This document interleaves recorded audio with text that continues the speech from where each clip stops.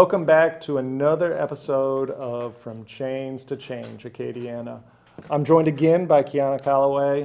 We're going to talk about here on episode 8 about mass incarceration in Louisiana. It's right where we left off. Exactly. And so we're going to pick up where we left off last time. We were talking about solitary confinement, mass incarceration, and that there is no really good rehabilitative space both in the prisons or even outside, right? Because we have lawsuits going on against the state of Louisiana about conditions of forced labor. And as you were mentioning, right, these incarceration is slavery by any other name. We have forced labor in hot conditions on what used to be, I don't know if everybody at home knows this, what used to be a plantation. That's where Angola was built, was a plantation. And then you have solitary confinement in the internal space also. And so there's not really a good rehabilitative space for anybody who's incarcerated in Louisiana. But thinking about mass incarceration in Louisiana, you touched on a couple really, really good points that I want to make sure folks at home hear either for the first time or hear again, right? And that's about how incarceration, both nationwide, but especially in Louisiana, mirrors so much of what we saw in slavery, right? Yes. For those who don't know at home, Louisiana is one of the only states when you are sentenced not only to time in prison, but you are sentenced to, I believe the terminology is hard labor. Hard labor. Hard labor, right? Being forced to work. And a couple years ago, there was an amendment and there was discussion about banning slavery and other things in our state constitution, and it failed, right? People did not vote for it, as inhumane as you can imagine that being. Here we are in 2025. And so I was wondering if you could talk a little bit more about how we see this timeline and this mirroring of these conditions that folks at home might not know. Because you brought up Michelle Alexander's book, The New Jim Crow, which is a great book for anybody who at home who wants to learn more about the criminal legal system or mass incarceration. I was wondering if you could add on to a little bit of where you left off last time. Yeah, so definitely when we talk about incarceration, when we talk about incarcerators, when we talk about a system of just of bias and unjust laws, we have to kind of point our fingers here in Louisiana. There's so much so many of Louisiana's community members that have been desperately impacted by these systems. It's kind of absurd when you think about it. When we break it down into disparities, we know that 1 out of every 3 African American households have been impacted directly or vicariously by mass incarceration. When we look at it, we understand that many of our black communities are underprivileged and targeted. When we really take a look at it, we have to take a deep dive into like how many of our underprivileged communities are food deserts. Yeah. And all of that kind of plays a part on why our penal institutions are so powerful at this moment, right? Because incarceration is a business. Yeah. You know, it is an enterprise. You know, it is a supply and demand type of expo. So if we build it, we must fill it. And that's the mindset and the ideologies of Louisianians that are in power. And one thing that I really love about the organization Vote is that they believe that people's power is more powerful than the people in power. Yeah. And that makes sense, right? Because we can identify the issues because we are pulling seats to these tables when we have individuals who are in power making these decisions for communities that they know nothing about, right? How you gonna put ice cream on my menu when my entire family is lactose intolerant, right? But here we are, we have to eat ice cream and now our house smelling like But just to be mindful about incarceration in Louisiana, it's intentional. You know, mass incarceration has devastated my family, and I know a numerous amount of other families that it have devastated. So let's get into kind of the roots of it, right? Mass incarceration is primarily defined as laws that are targeting communities and arresting them at high proportions rated, Yeah. right? And that's what Louisiana is, where it incarcerates probably over 160,000 per 100,000. Number two right now behind El Salvador. It's in the news right now. Yeah, definitely, definitely. And it's like, why do we continue to do what Yeah. we've always did, right? Just recently, the March 29 ballot initiative, when they had 4 constitutional amendments on the ballot, and none of them were for the people, right? Yeah. All of them were directed intentionally at grabbing power, trying to figure out how can our state legislature control the power here in Louisiana. And some of them, they're reintroducing this legislative Yeah. session, even though they were just rejected. Pretty much all of them, they're Yeah. reintroducing them because they want to target our young people, lock them up younger, and hold them longer, like they did. They took 17 years from my life for something that, and when we think about it, like there are probably over 1,500 individuals that are locked up right now without due process because of the non-unanimous jury, just alone, right? So. And that's kind of like the biggest piece of it, and the consequences of it is that one, it's really bringing our state into a huge deficit. Yep. Being able to, it costs the state so much money to lock one person up per year, and here we are when we have over 40,000 individuals currently incarcerated. So we have, and way more than that, that's still entrapped with the criminal justice system, whether being on probation or parole. So we have to really take that into account, and that many of these laws that are on the books are old laws, right? Yeah. These laws have been diverted to keep us incarcerated for so long and putting us in these spaces and holding us longer. And I want to continue to say holding us longer because I know individuals who have been in there right now. Some individuals were just released that have served 40, 50, 60 years inside of these spaces. Yeah. Right, and come home and be productive citizens, because they are now inside of those institutions, mentors and mentees and tutors, you know what I mean? And I think something that folks at home, I know Vote talks about this all the time, and people connected to the criminal legal system talk about all the time. For a lot of folks, they think, right, like incarceration is not by design. It's just like people commit a crime and then you get sent to prison. But when you start peeling back the layers, you start seeing all the things that are criminalized and all the ways that people are pushed into the system. One of the ways that I work on and work with a lot is the school to prison pipeline. Like we don't talk enough about with our children and with our kids how they get pushed out of education and then get pushed into the criminal legal system. I said a couple before all those amendments, I told people all the time, that Louisiana is a poor state by design. Louisiana is also an incarcerated state by design. You mentioned the lack of job opportunities, food deserts, healthcare, right? Like the intentional educational opportunities, these intentional decisions about where we put resources. Are we giving people an opportunity? Are we giving people a good education? Are there good job opportunities?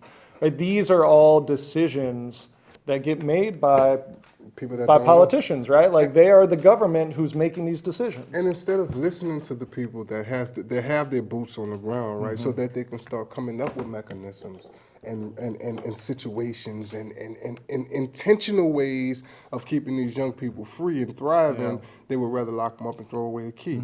And that's kind of like how that's really one of the reasons why. When I came home and I couldn't get a job for so long, I stood in front of the sign. I stood in front of in front of the neighborhood with a sign that said, "Our voices matter. Unity stand. We must all stand as one." Mainly because, and people say, "What you need some money? What you homeless?" No, I'm out here trying to get y'all to wake up, right? Because if they threw me away, they could throw your baby away. Right. And then we gotta still also understand that. One person fighting the entire state is impossible. Because when you're going up on any of these charges, like I tell my mentees, a lot of young brothers that I work with, that trouble is easy to get in, but it's hard to get out. Because when you go into, you don't have gang on your side. You got whatever your name is, John Jason Williams versus the state of Louisiana. Yep. So you taking that rap and you're gonna fight everything that you need to fight in that courtroom. Yeah. You know what I'm saying? And you got to be ready to do that because there are consequences to our actions, right? And in some way, shape, form, or fashion, and we have to come up with rational ideas and rational spaces and create spaces where these young people can really like unpack Yeah. and be comfortable unpacking, because there's so much trauma that's happening right now on a daily basis that's just really holding our young people back psychologically from thriving, right? Which ultimately contributes to what mass incarceration looks like, right? If they don't have a safe space at home to really be their true authentic selves, then they're gonna go outside and trying to find that. And 9 times out of 10, when they finding it outside, they finding it from negative sources. Yep. So being able to really like shelter that and show them how to harbor those feelings and emotions, which will really decrease incarceration, increase motivation, and give these young people what we have to look forward to. Because everything I do right now, as far as the work that I do, even working at the university, or working with my mentoring organization, or even just walking into the street, I believe that my mission is to pump inspiration and courage into our young people, because they're going to be here. You know, I can sit down and look at one of our young people walking and say, man, do you know where you'll be at in the next 30 years? You 15 right now. 30 years, you'll be 45. You're gonna make it to 45, brother. Yeah. Sister, you know what I'm saying? You're gonna make it, but can you sit down and craft up a plan? You know what I'm saying? That can carry you to that next level, because that's where we need to be focusing on. A lot of people that are stuck in these spaces, they're driven off of these false ideologies and not allowing anything new to really like enter, so that if we can, be inclusive, like opening up spaces to where people can, like, I spoke at a graduation in Albuquerque, New Mexico, last graduation. And when I had the opportunity to view the school is called Siembra. Shout out Siembra Academy in Albuquerque, New Mexico. I walked into a building that was a school with no walls, right? Like we have different classes just in their own pockets, in their own circles, and you can hear what the next class, but they're all thriving in this space, right? It's so much ways that young people can explore, themselves and explore others. That's not customized, or that's not, I would love for them to think universal. I would love them to think infinity. I would love them to think beyond their own measures and beyond their own imagination, because that's the only way that we're going to have a safe and just and trust society, as if we just step back and pass the helms, man. Yeah, I think about that, and I think about youth, and I think about kids and young people, and like how do we create pathways, right? Because I think about it, right? Like, what is Louisiana known for other than incarceration? The Mississippi River, right? And if anybody who knows anything about water, it takes the path of least resistance, right? And so how many people in Louisiana have hit resistance or barriers or obstacles that are no fault of their own, or that are created by the state, and then you take a path of least resistance, which has negative outcomes. Right. And so when we create opportunities, when we create pathways, right, when we create educational opportunities that can look diverse and can fill many different spots in students' needs, when we also create those opportunities in our facilities, right, like, there's just so much more opportunity for positive outcomes, right? We have so much research about the negative outcomes of incarceration, the negative outcomes of poor education, right? Like how it leads to incarceration, the negative outcomes of solitary confinement. And it just seems we keep trying to do the things that don't work over and over and over again, instead of talking to people, right? We've said on this show so many times, and it gets said around vote so many times, those closest to the problem are closest to the solution. And we never call on those people for their expertise, right? Like nobody's going to be more of an expert than you, somebody who's lived it, somebody who knows it. And now lived experience is awesome, but also being rational, right? Because even through my lived experience, I have a lot of biases that I have to work through, right? Even walking through certain spaces and sitting in certain meetings and being on certain task force or transition committees, I have to work through my own internal biases because I don't want to be the one that walked out of this room empty. Knowing that I left something on the table, I want to make sure that we cover all of our bases, dot all of our I's, and cross all of our T's, so that when I walk out here, I can walk out here with my head hung high as I report back out to what my people, to the findings, right? And that is such a great point. I think it was season 1. It's either episode 2 or 3. People at home, you'll have to go on the YouTube channel. You have to look it up. We had Alona on, and she talked about, part of organizing, part of vote is about shifting power from politicians to people. And what you're saying is, right, is that when you have the right people at the table, when you have the voices, right, when you have that diverse group, where it's like, okay, I have my experience and my expertise, you have your experience, and we can sort of hash out, right, okay, we may each be coming from a different place, but we're finding a solution, right? And then those biases can be minimized because you got so many more voices included.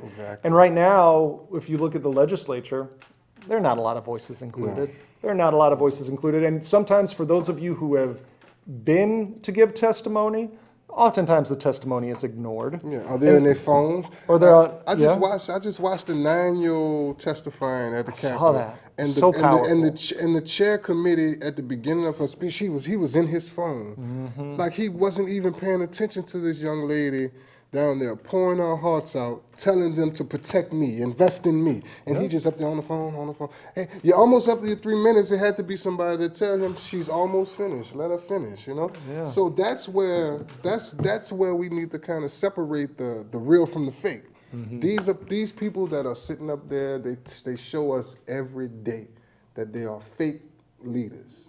They are fake representatives. They are fake senators. They're up there for personal gain. I think people, us, power, we need to identify these fake leaders and remove them from their duties because they're not doing our communities service. They're doing our communities a disservice by these racist laws, by these bias policies that they're trying to pass, and by these non-inclusive ideas that they're trying to implement throughout our state. That's not what we believe in. We believe in inclusive. We believe in diversity. We believe in equity. We believe in every person having their ability to pursue happiness, right? That's what we believe in. So if we don't have our individuals that's representing us sitting in that seat, being our voices, then we're not doing our jobs. We're allowing them to continue to drive our state into off the cliff. Off the cliff like we once were. And I'm not saying that we're gonna wake up tomorrow and all of this is gonna happen, right? I can't just identify that, okay, if everybody come together and say we're gonna change and wave the magic wand, it's gonna happen.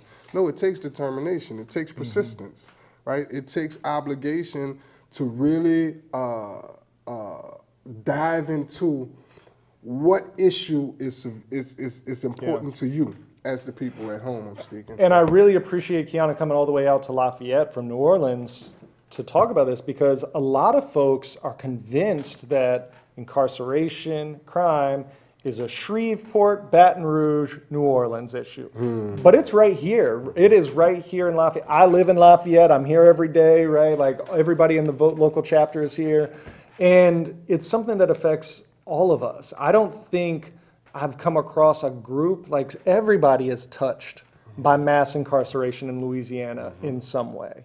And it's usually in a negative way, I would say it's all in a negative way, but it's an issue that is statewide. It's not just... Yeah, it's just not in my backyard.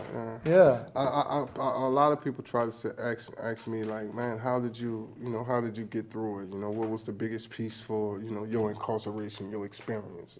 And I tell them that I'm not a needle in a haystack. I'm a needle in a stack of needles. because a great way to put it. yeah, even though I've kind of endured it and pushed past it. Now I'm also enrolled at Loyola. I'm working toward my bachelor's in criminology. Been in school for maybe about 9 years now, and mainly that's where I'm at, to try to educate myself as much as I can on the systems that are placed before us, so that now I can sit at these tables and understand what you're understanding, right? And I won't allow anything to kind of like deviate that. And being able to work with directly impacted individuals on a daily, man, I think that that's powerful, because it gives inspiration not only to me, but also to my friends and my family, because it trickled through, right? I see so many brothers and sisters coming home doing great work, just doing, living their lives, living their best lives, to the fullest, and smiling every day, and not worrying about where they come from or how they should endured it. But as we move forward, I need to really like focus on the individuals. Like I said once before, that's still currently inside of our penal systems here in Louisiana and abroad.